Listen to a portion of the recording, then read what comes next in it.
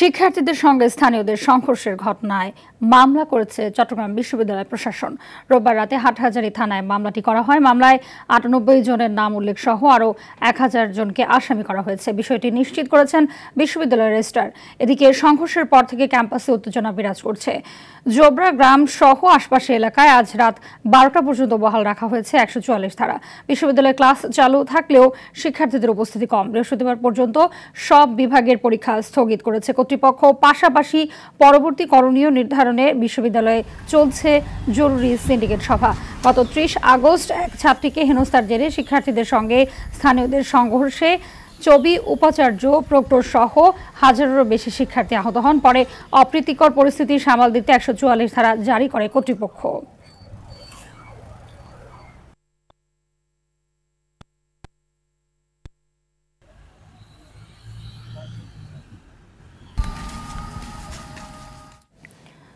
এ বিষয়ে আরও জানাতে চট্টগ্রাম থেকে সরাসরি যুক্ত হচ্ছেন সহকর্মী সাইফুল মাহমুদ। সাইফুল, জানাবেন যে ক্যাম্পাসের পরিস্থিতি এই মুহূর্তে কি দেখছেন?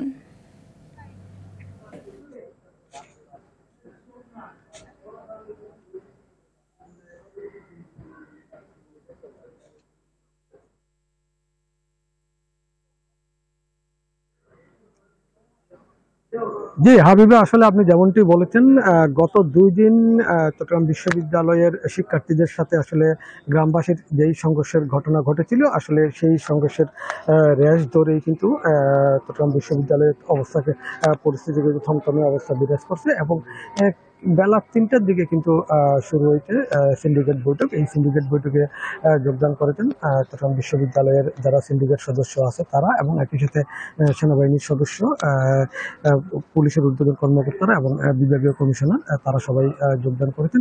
এখনো পর্যন্ত আসলে কি ধরনের সিদ্ধান্ত হয়েছে সেটা আমরা জানতে পারিনি। তবে সিন্ডিকেট সভা শেষে হয়তো আমাদেরকে ব্রিফ করবে, তখন আমরা জানতে পারবো।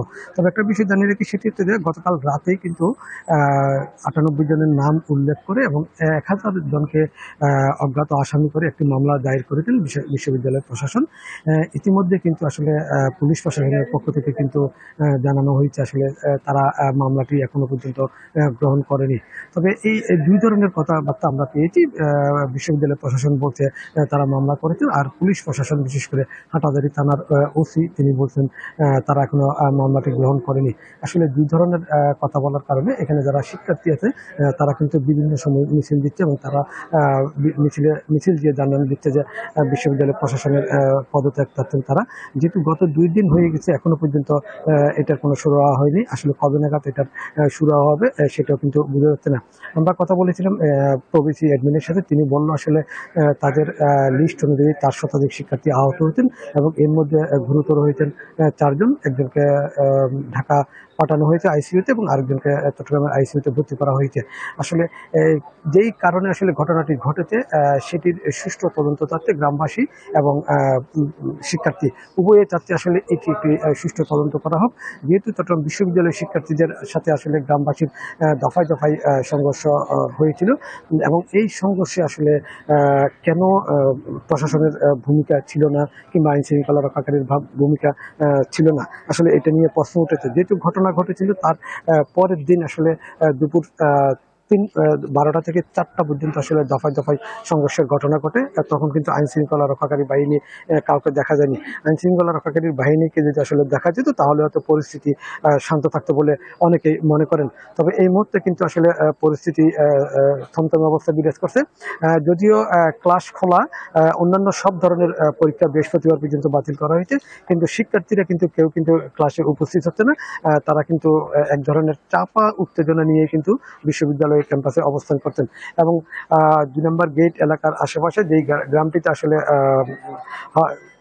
হামলা হয়েছিল সেই গ্রামের আশেপাশে কিন্তু আসলে অ্যাক্সেস যারা জারি করেছেন উপজেলা প্রশাসন, হয়তো এই অ্যাক্সেস যারা জারি রাত ১২টা পর্যন্ত থাকতে পারে তিনি জানিয়েছেন ইউনু, হয়তো এটা আরও বাড়তে পারে বলে মনে করেন।